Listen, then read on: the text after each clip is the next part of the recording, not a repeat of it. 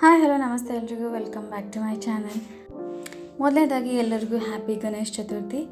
ಈ ಗಣೇಶ ಹಬ್ಬಕ್ಕೆ ಎಲ್ಲರೂ ಅವ್ರವ್ರ ಮನೆಯೊಳಗೆ ಸ್ಪೆಷಲ್ ಆಗಿರುವಂಥ ರೆಸಿಪೀಸ್ಗಳನ್ನ ಮಾಡ್ತಾರೋ ಡಿಫ್ರೆಂಟಾಗಿ. ನಮ್ಮ ಮನೆಯೊಳಗೆ ನಾವು ಯಾವ ರೀತಿ ಸ್ಪೆಷಲಾಗಿ ಒಂದು ಸ್ವೀಟ್ನ ಮಾಡ್ತೀವಿ ಅಂತ ನಾನು ಶೇರ್ ಮಾಡತ್ತೀನಿ. ನಾವು ಇವತ್ತು ಸ್ಪೆಷಲಾಗಿ ಗುದುಗುನ ಹುಗ್ಗಿನ ಮಾಡಿರ್ತೀವಿ, ಅದನ್ನು ನಾನು ಇವತ್ತು ಶೇರ್ ಮಾಡ್ತೀನಿ. ನಾನು ಇಲ್ಲಿ ಒಂದು ಸಿಂಪಲ್ ಆಗಿರೋಂಥ ರಂಗೋಲಿನ ಬಿಡಿಸಿದ್ದೀನಿ, ಅದನ್ನು ಕೂಡ ನಾನು ಇವತ್ತು ಶೇರ್ ಮಾಡತ್ತೀನಿ.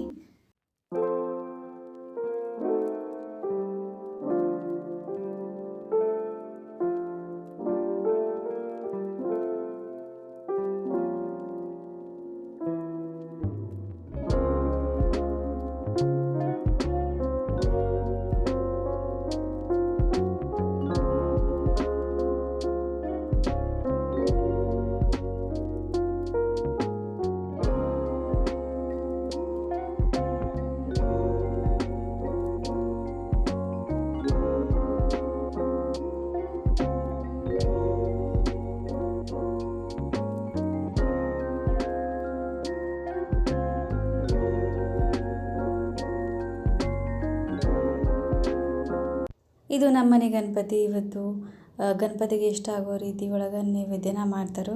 ಎಲ್ಲರ ಮನೆಯೊಳಗೂ ಡಿಫ್ರೆಂಟಾಗಿ ಮಾಡ್ತಾರೋ. ಇವತ್ತು ನಮ್ಮ ಮನೆ ಒಳಗೆ ನಾವು ಹುಗ್ಗಿನ ಮಾಡ್ತೀವಿ, ಗುದುಗುನ ಹುಗ್ಗಿನ. ಆ ರೆಸಿಪಿನ ನಾನು ಇವತ್ತು ಶೇರ್ ಮಾಡತ್ತೀನಿ. ನಮ್ಮ ಮನೆ ಗಣಪತಿ ಯಾವ ರೀತಿ ಇತ್ತು ಅಂತ ನೀವು ಕಮೆಂಟ್ ಸೆಕ್ಷನ್ ಒಳಗೆ ತಿಳಿಸ್ರಿ. ಮೊದಲಿಗೆ ಹುಗ್ಗಿನ ಮಾಡ್ಕೊಳ್ಳೋದಕ್ಕೆ ನಾವು ಗೋಧಿ ಹಿಟ್ಟನ್ನ ಸಾನಿಸ್ಕೋಬೇಕು. ನೀವು ಎಷ್ಟು ಹುಗ್ಗಿನ ಮಾಡಬೇಕು ಅಂತೀರಿ ಅಷ್ಟು ನೀವು ಹಿಟ್ಟನ್ನ ತೊಗೋಬೇಕಾಗ್ತೈತಿ.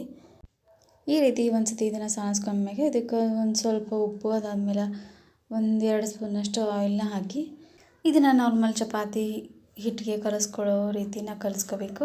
ಸ್ವಲ್ಪ ಗಟ್ಟಿಯಾಗಿ ನಾವು ಇದನ್ನು ಹಿಟ್ಟನ್ನ ಕಲಿಸ್ಕೋಬೇಕಾಗ್ತದೆ.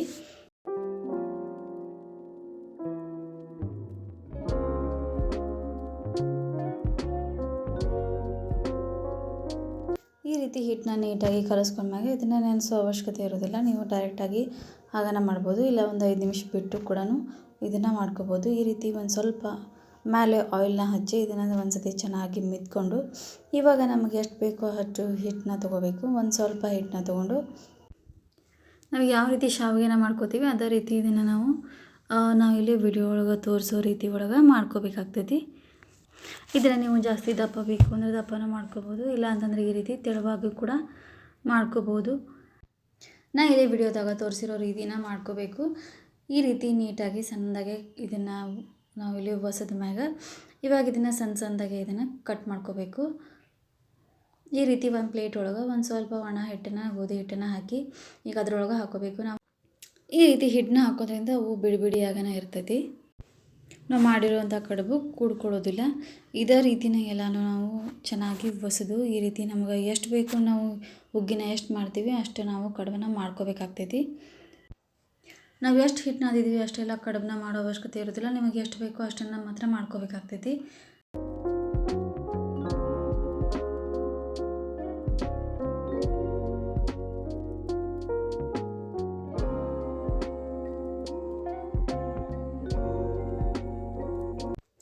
ಇದೇ ರೀತಿ ಎಲ್ಲನೂ ನೀಟಾಗಿ ಈ ರೀತಿ ಮಾಡ್ಕೊಂಡ್ಮ್ಯಾಗ ಅದ್ರೊಳಗೆ ಹಿಟ್ಟು ಉಳಿದಿರ್ತೈತಿ. ಸೊ ಇದನ್ನು ನಾವು ಒಂದು ಸಾನ್ಗಿ ಒಳಗೆ ಹಾಕಿ ಇದನ್ನು ನಾವು ಚೆನ್ನಾಗಿ ಒಂದು ಸತಿ ಸಾನಿಸ್ಕೋಬೇಕು. ಈ ರೀತಿ ಸಾನಿಸೋದ್ರಿಂದ ಅದರೊಳಗೆ ಏನಾದರೂ ಎಕ್ಸ್ಟ್ರಾ ಹಿಟ್ಟು ಉಳಿದಿತ್ತು ಅಂತಂದರೆ ಅದನ್ನು ನೀವು ತೆಗಿಬೋದು.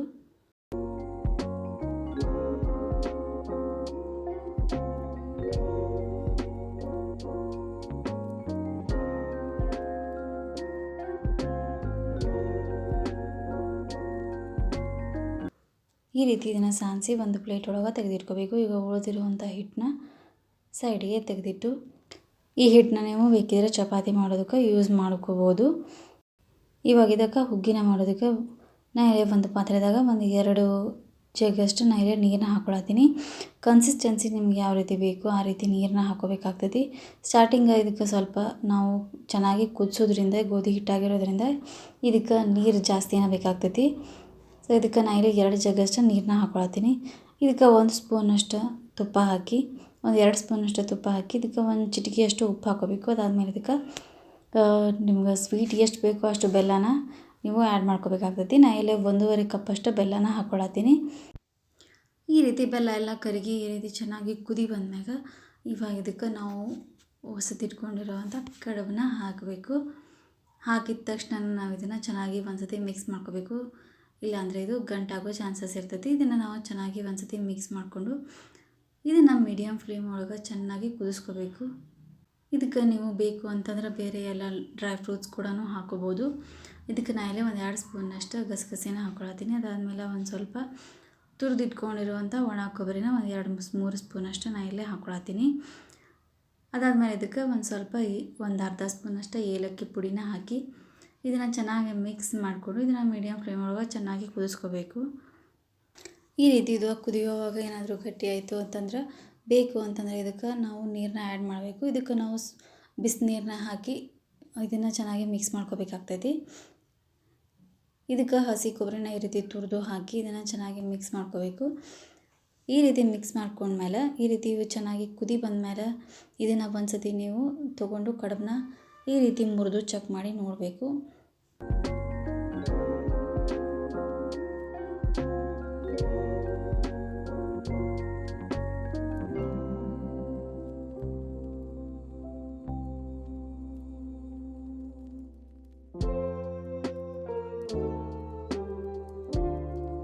ಈ ರೀತಿ ಚೆನ್ನಾಗಿ ಕುದ್ಮ್ಯಾಗ ಮೇಲೆ ಸ್ವಲ್ಪ 1-2 ಸ್ಪೂನಷ್ಟು ತುಪ್ಪ, ಸ್ವಲ್ಪ ತುರಿದಿಟ್ಕೊಂಡಿರೋವಂಥ ಸ್ವಲ್ಪ ಹಸಿ ಕೊಬ್ಬರಿ, ಆಮೇಲೆ ಒಣ ಕೊಬ್ಬರಿನ ಹಾಕಿದ್ರೆ ಆಯಿತು. ಇದಕ್ಕೆ ಬೇಕು ಅಂತಂದ್ರೆ ನೀವು ಡ್ರೈ ಫ್ರೂಟ್ಸನ್ನು ಕೂಡ ಬಳಸ್ಬೋದು. ನಿಮಗಿಷ್ಟ ಇತ್ತು ಅಂತಂದ್ರೆ ಈ ರೀತಿ ಮಾಡಿದರೆ ಆಯಿತು. ಸಖತ್ ಟೇಸ್ಟಿಯಾಗಿರುವಂಥ ಗುದುಗುನುಗ್ಗಿ ರೆಡಿಯಾಗಿರ್ತೈತಿ.